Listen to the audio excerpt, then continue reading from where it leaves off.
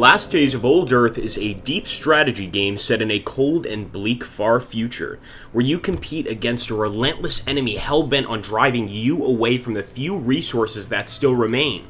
In this video, I'll guide you through the basics of play within the overworld map.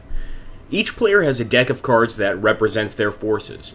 Whether playing as the Skywatchers or the Automata, you start with a number of cards in your hand and spend action points or AP to draw more. The amount of AP and the turn order for each player within a round is determined by who wins the initiative roll.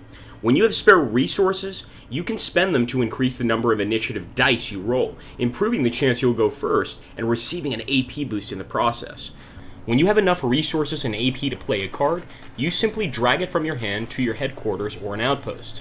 Let's play a powerful hero card now.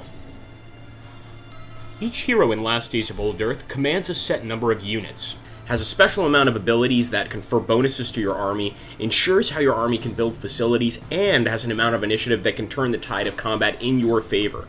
Now, having created an army and assigned units and a hero, it's time to explore our surroundings a little bit more.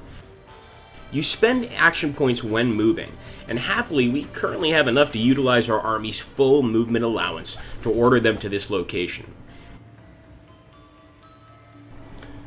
Here we found a hex tile that, if we build a collector on it, will produce an additional resource for us every turn. The more resources we have, the more powerful cards we can create, the better we can dominate our opponents. If you don't use all your action points in a round, you build up a bar at the top of the screen which, once filled, adds 1 point to the surplus counter, which in turn can be traded in for a resource of any kind. This boundary line shows us that if we move an army outside of its confines, it will move slower and perform less efficiently in combat.